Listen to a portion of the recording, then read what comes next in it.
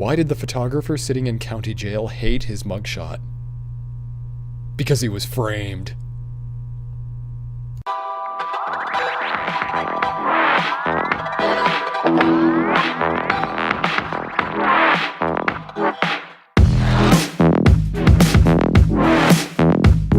Hey guys, Mike Strauss here again. It's Thursday night, and I have something really exciting to talk to you about. But first, let's play a quick little game of Would You Rather. If you developed a brain tumor, would you rather have a 10% chance of dying or a 90% chance of surviving? If you were shopping for a new car, would you rather buy an overpriced car or a luxurious one? Would you rather buy a foreign car or an exotic one? And if you're at the grocery store, would you rather buy a package of ground beef that's made with 80% lean beef or one that's made with 20% fat?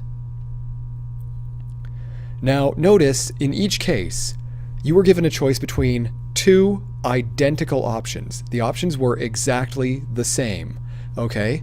But you probably noticed that you had a preference for one over the other, even though they were both exactly the same thing.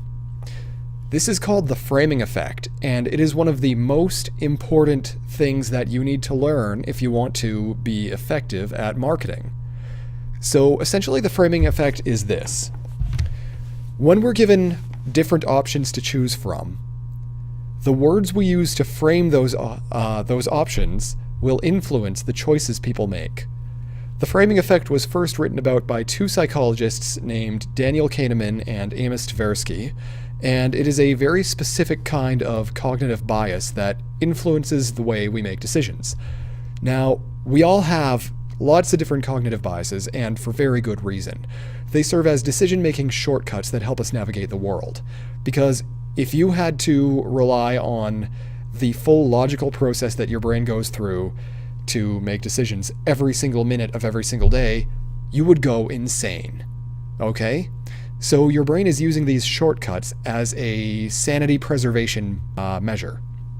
And essentially, they help us navigate the world.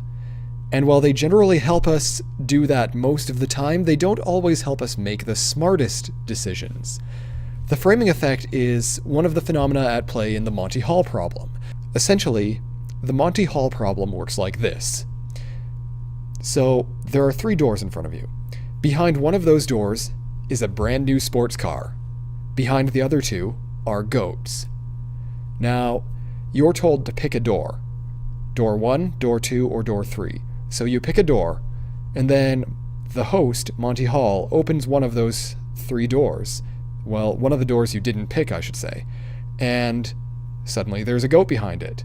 So, if you chose door 1, and Monty opened door 2, then you are then given the choice of either sticking with door 1 or switching to door number 3, right? You can stick with your original door, or you can choose the door that hasn't been chosen yet. Now, most people will say it doesn't matter whether you switch, because no matter what, you've got a 1/3 chance of winning the car. But that's wrong, okay? That is false. By sticking with your original door, you actually have a 2/3 chance of losing. Alright? So, if we frame it that way, by saying that if you stick to your original door, you have a 2/3 chance of losing, would you switch to the other door? Heck yeah, you would. Basically, what this means is we tend to make different choices depending on whether the decision in front of us is framed as a loss or a gain. And as it turns out, there's actually a hierarchy of preference with respect to the kinds of decisions we make. So, when a decision is framed in a very positive way, we tend to make decisions that try to avoid or minimize risk. But when that same decision is framed in a negative way, we actively look for risk. So for example, let's say that 600 people have contracted a life-threatening illness, and you're the doctor who's been appointed to basically spearhead the public health initiative around it. If you do nothing, all 600 people will die. Now we have 2 courses of treatment we can use, all right? the first course of treatment is projected to result in 400 deaths. But with the second treatment, there is a 1/3 chance that nobody will die and a 2/3 chance that everyone will die. Which option are you going to choose? You're obviously going to choose the second option, right? You're going to gamble because the first treatment is projected to result in 400 deaths, so that's framed as a negative.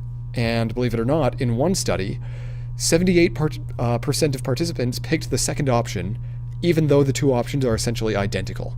But let's look at it a different way. Let's say we had another two set of treatments we could choose from. The first treatment in this new set will save 200 lives. And the second treatment has a 1/3 chance of saving everyone, but a 2/3 chance of not saving anyone. Now, obviously, the first option sounds better because it's a sure thing. Well, guess what? Those two options are exactly the same, and it's exactly the same decision that we had before. But in one study, 72% of participants picked the first option even though those two options are identical. This is called the Asian disease problem, and it illustrates the framing effect. And there are a couple of things we can learn from it. First of all, in case you didn't already know this, people are not logical. People do not make sense. I know, shocker, right? We are not rational creatures. We like to pretend we are, but we're not. We don't think in logical ways, and we don't make decisions based on reason. Decision-making is very much an emotions-driven process. It's driven by what we feel, not what we think, especially when money is involved. And the way that we describe our choices actually guides the way we make those choices. The way we talk about decisions influences how we think and feel about decisions, which then influences how we make decisions. So researchers have been studying the framing effect for decades, and they've been looking at everything from mood to cognition to your intent to buy, and we've actually learned quite a lot about how to use the framing effect in advertising. So here's how you can use the framing effect to boost your sales. Now, this first one is going to sound super obvious, but when you're talking about your product or service, you want to frame it in positive terms. Whereas when you're talking about competing products and services, you want to frame those in negative terms. You also want to watch out for the words you use when you talk about money specifically, okay? If you're talking about a high-end product or service, don't call it expensive. Talk about it like it's an investment, or talk about it like it's luxurious, okay? We love luxurious things, and we love investments, because luxury is an experience, and investments have payoffs. The framing effect is also the reason why I don't use the word contract, and why you shouldn't either, okay? I never use the word contract when I talk to my prospects, because the word contract implies an obligation. I prefer to use the word agreement, because agreement implies collaboration and unity. Both of these words refer to the exact same thing, a document that outlines the scope in terms of a business relationship. But here's the difference. Contract is scary. Agreement is inviting. So here are 3 really simple ways that you can start using the framing effect to sell more stuff right now. First, always try to frame your offer as distinct from less desirable alternatives. So, for example, if I'm selling a mattress, sure, you could spend $200 on a mattress from Walmart, but if you do, you're buying a mattress from Walmart.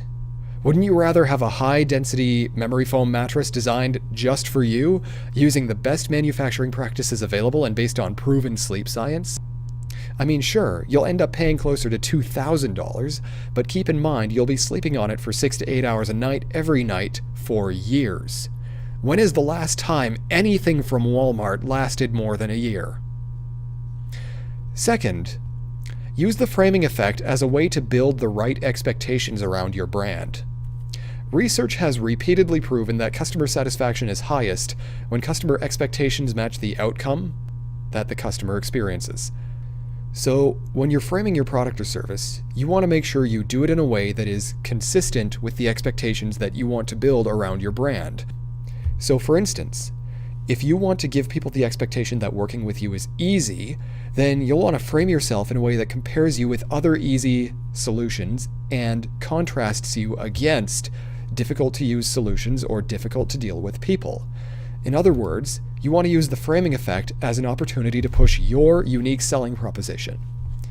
And finally, combine positive and negative framing for maximum results. Okay, so this is a very highly effective tactic where you combine a negative frame with a positive one. So the way you do this is you start out by talking about what people stand to lose by not buying from you, and then talking about what they stand to gain if they do buy from you. It sounds pretty simple, like it sounds very simplistic and very common sense, but you know what? It works and there is a real science behind it. All right. That's it for this video, but now I want to know, what are you going to do to start making use of the framing effect in your marketing? Let me know in the comments.